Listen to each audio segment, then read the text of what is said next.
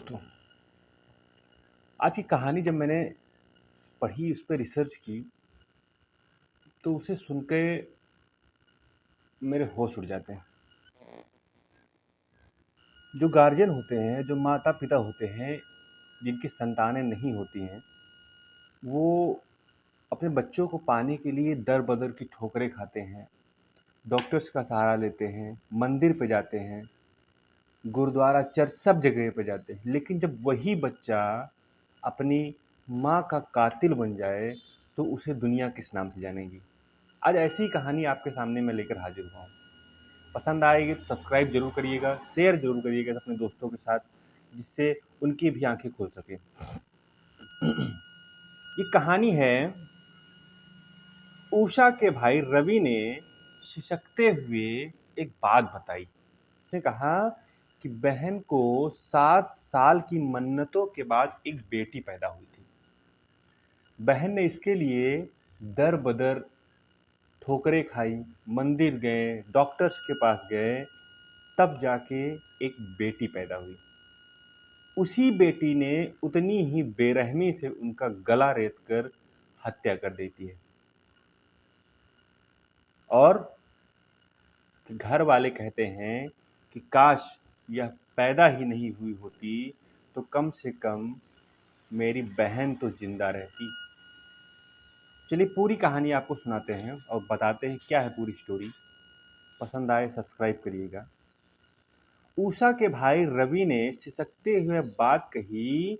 लखनऊ ने में 17-18 मई की आधी रात 15 साल की बेटी ने मुस्लिम समुदाय में अपने प्रेमी के साथ मिलकर मां उषा सिंह की हत्या कर देती है। अब जब हत्या हो जाती है तो रवि उषा के छोटे भाई हैं। बहन की मौत के बाद उनका हाल रो रो के बहुत बुरा हो जाता है। वही पुलिस को घर में बेटी की डायरी में माँ उषा की एक तस्वीर मिलती है, जिस पर क्रॉस का निशान बना हुआ था। और पूछताछ में बेटी ने बताया कि माँ ने बॉयफ्रेंड के साथ मिलने पर पाबंदियां लगा दी थी, मुझे फ़ोन पर बात करने से भी रोकती रहती थी, मिलने भी नहीं देती थी। इसलिए उन्होंने अपनी माँ को ही रास्ते से हटा डाला। उषा के भाई रवि ने बताया, अगर क्रॉस लगाई गई यह तस्वीर बहन को पहले ही मिल जाती तो शायद उसकी बहन आज जिंदा होती। हम जानते नहीं थे कि जिस बेटी को बड़ी मन्नतों के साथ, बड़े ही लाड प्यार के साथ पाला गया है, वह ही अपनी माँ की हत्या का कारण बनेगी। पुलिस ने हिरासत में मैंने उनसे पूछा कि ऐसा क्यों किया, तो वह मेरी आंखों में आग डालकर देखती रही, जैसे उसे किसी प्रकार का डर न हो, लेकिन कुछ बोली नहीं। करीब 5 मिनट तक मैं उसके सामने रहा, और लेकिन उसके चेहरे पे हत्या करने का जरा सा भी अफसोस नहीं था।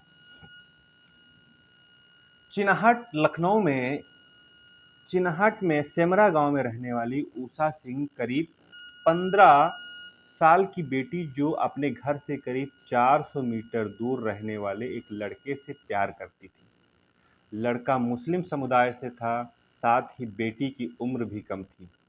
इस वजह से उषा अपनी बेटी को उससे मिलने के लिए बार-बार मना करती थी। इसी बीच मई 2024 में बेटी उस लड़के के साथ घर से भाग भी जाती है।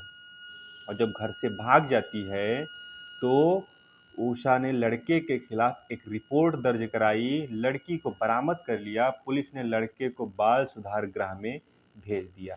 बस यही से माँ बेटी के बीच दुश्मनी पैदा हो जाती है, और बॉयफ्रेंड के साथ मिलकर 17-18 मई की रात बेटी ने अपने बॉयफ्रेंड के साथ मिलकर उषा देवी यानी अपनी माँ की गला रेत कर हत्या कर देती है।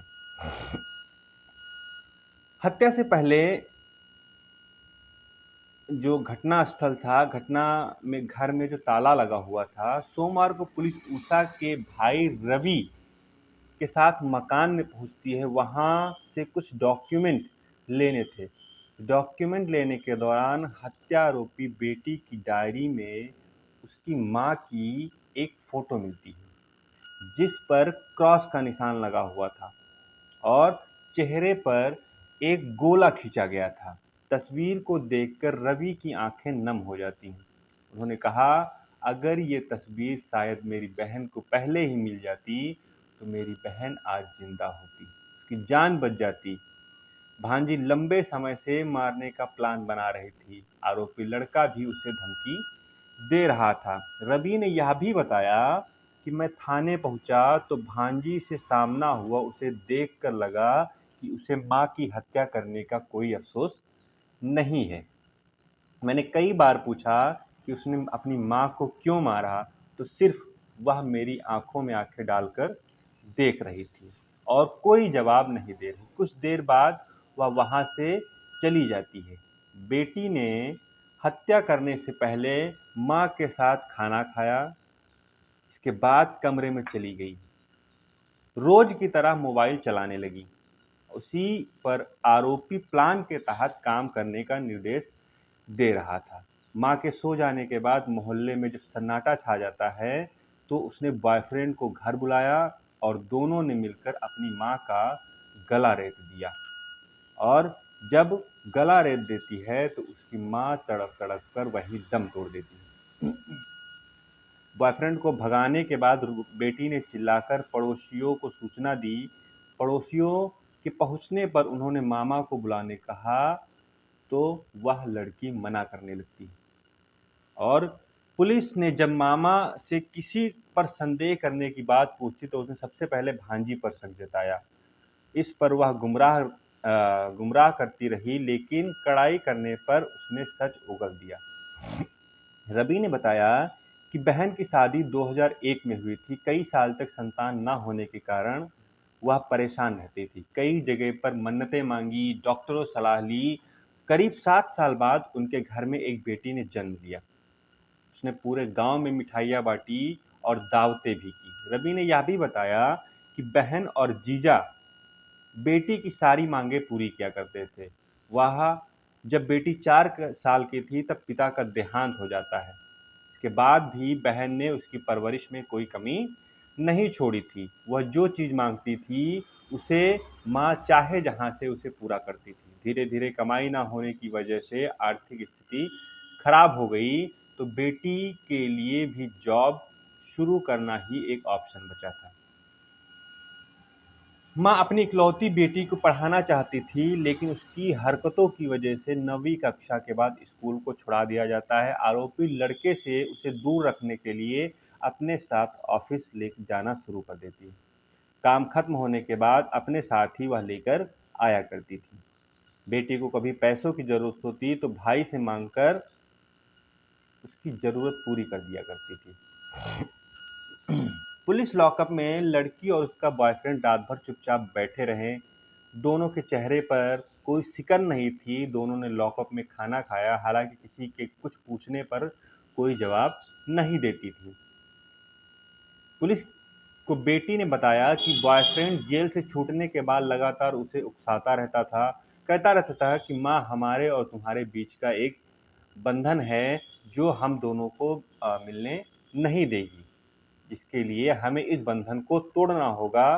तो लड़के ने भी इस बात पर जो गुनाह किया था उसे कबूल कर लेता। उसने पुलिस को बताया कि लड़की की मां हमारे प्यार में बाधा बन रही थी, मेरे खिलाफ केस दर्ज कराया और मुझे जेल भिजवा दिया। इसके बाद ही वह मेरी आंखों में खटक जाती थी। अब उसके हत्या करके वह अपना बदला पूरा करना चाहती थी। हत्या आरोपी लड़के के परिवार में सिर्फ उसकी मां है, जो घटना के बाद पैरवी करने थाने भी नहीं पहुंची। घर में भी बहुत देर नहीं रुकती है। जब लड़का बाल सुधार गृह गया था तभी से वह उससे मतलब नहीं रखती थी। बाल सुधार गृह से बाहर आने पर सुधर जाने की शर्त पर लड़का फिर मां के साथ रहने लगता था।